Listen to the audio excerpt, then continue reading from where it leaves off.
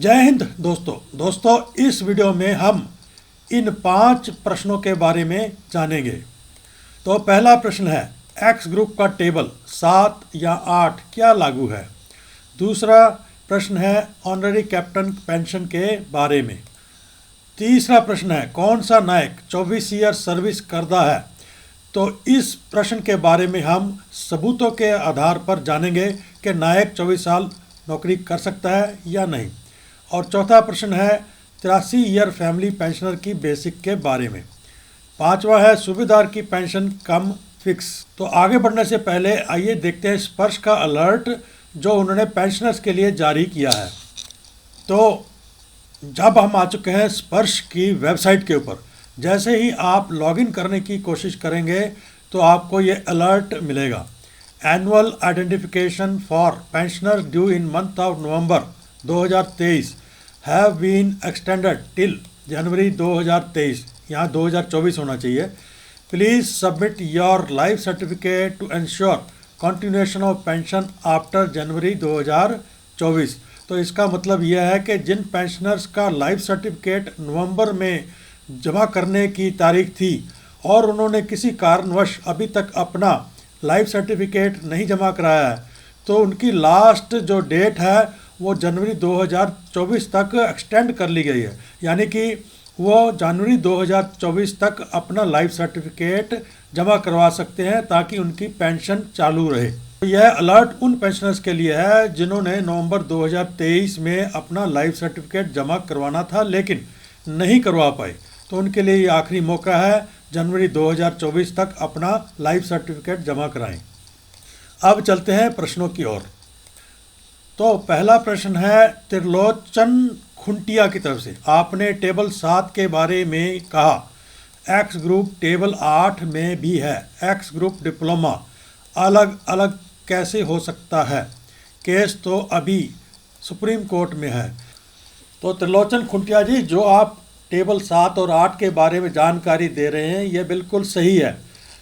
जो वीडियो मैंने बनाया है वो टेबल 7 के बारे में बनाया था। जैसे ही सुप्रीम कोर्ट का ऑर्डर आएगा कि 8 नंबर टेबल हटा दिया गया है या 8 और 7 मिलाकर एक टेबल बना दिया गया है, तो इस पर एक और वीडियो बना दी जाएगी। अब चलते हैं अगले प्रश्न की ओर। तो अगला प्रश्न है लुंखोलल हाउकिप।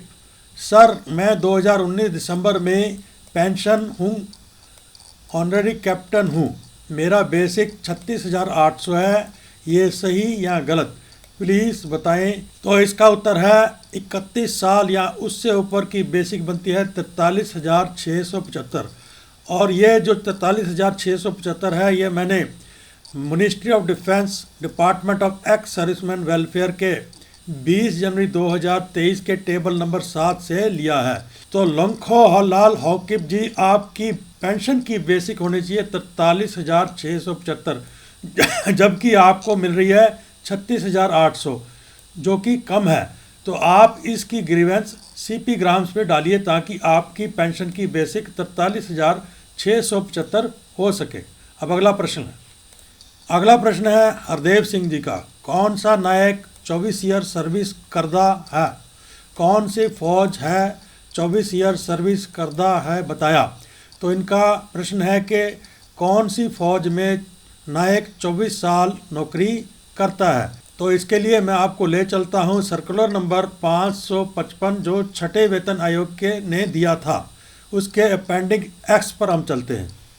तो अब हम आ चुके हैं सर्कुलर नंबर 555 जो कि 4 फरवरी 2016 को इशू किया गया था, उसके अपेंडिक्स एक्स या इसको 10 भी कहा जाता है। तो यहाँ पर terms of engagement for regular army, यानी कि जो रेगुलर आर्मी है उसकी जो शर्तें हैं नौकरी करने की वो यहाँ दी गई हैं। तो यहाँ पर दिया गया है रैंक, यहाँ पे पीरियड ऑफ रिटायरमेंट यानी कि कब से कब तक उन्होंने नौकरी की है, और मैक्सिमम टर्म्स ऑफ एंगेजमेंट यानी कि कितनी ज़्यादा से ज़्यादा नौकरी वो कर सकते हैं। तो इसमें हम नीचे जाके देखते हैं कि नायक साहब कितनी नौकरी कर सकते हैं। तो इसमें हम अब देखते हैं कि नायक साहब कितनी नौकरी कर सकते हैं। तो इसमें लिखा है कि 30/5/1998 से लेकर टिल डेट यानी कि जब यह सर्कुलर शुरू किया गया था तो इस सर्कुलर की डेट है 4 फरवरी 2016, यानी कि 30/5/1998 से लेकर 4 फरवरी 2016 तक नायक 26 साल ज़्यादा से ज़्यादा नौकरी कर सकता था। तो मुझे उम्मीद है कि हरदेव सिंह जी की अब यह डाउट क्लियर हो गया कि ये 26 साल जो नौकरी कर सकता है वो इंडियन फ़ौज में, इंडियन आर्मी में 26 साल ज़्यादा से ज़्यादा नौकरी नायक साहब कर सकते थे। अब चलते हैं अगले प्रश्न की ओर। अगला प्रश्न है देश राज कुमार सिंह की तरफ से। सर जी नमस्ते, एक्स हवलदार 21.7 मंथ 31 मार्च 1979 रिटायर्ड हैं। उनकी वाइफ की फैमिली पेंशन का बेसिक कितना होगा? उनकी एज 83 ईयर्स है। तो इस लेटर का उत्तर देने से पहले हम चलते हैं एक लेटर की तरफ। तो यह letter ministry of personnel public grievance and pension, department of pension and pensioners welfare ने 2 सितंबर 2008 को जारी किया था। इस लेटर में पेंशनर की एज जब कितनी होगी तो कितनी उसकी बेसिक में वृद्धि होगी के बारे में जानकारी दी गई है। आइए चलते हैं, देखते हैं कि पेंशनर्स की एज के साथ कितनी बेसिक में बढ़ोतरी होगी। तो अब हम आ चुके हैं पैरा 5.7 इस लेटर का, और यहाँ पर लिखा है कि एज ऑफ पेंशनर, कितनी एज पर कितनी एडिशनल क्वांटम ऑफ पेंशन बढ़ेगी। तो 80 साल से ऊपर लेकिन 85 साल से कम इनकी पेंशन में 20% की बेसिक में वृद्धि होगी। तो आइए चलते हैं वापस प्रश्न की ओर। तो जैसा कि इन्होंने लिखा है कि 83 साल की उम्र इनकी जो रिलेटिव है, जो इनके रिश्तेदार हैं, उनकी हो चुकी है। तो उनकी फैमिली पेंशन अब तक थी 13,287, लेकिन अब इसमें 20% वृद्धि हो गई तो इनकी बेसिक बन जाएगी 15,944 रुपये, और कुल पेंशन बन जाएगी 23,278। ये जो बेसिक मैंने ली है, ये मैंने ली है ministry of defence, department of ex serviceman welfare के जनवरी 2023 के टेबल नंबर 27 पर। आप चाहें तो यह वहां जाकर इस डाटा का मिलान इस वीडियो के दिए गए डाटा से कर सकते हैं।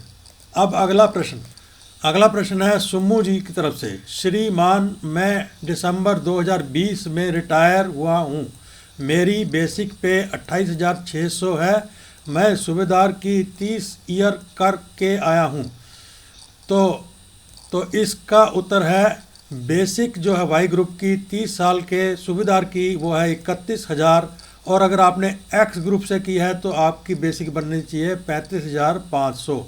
तो आपकी बेसिक जो है वो कम सेट की गई है। आपकी बेसिक होनी चाहिए 31,000 या 35,500। और ये जो मैंने बेसिक इन्फॉर्मेशन ली है ये है ministry of defence, department of ex serviceman welfare के टेबल नंबर 7 से ली गई है।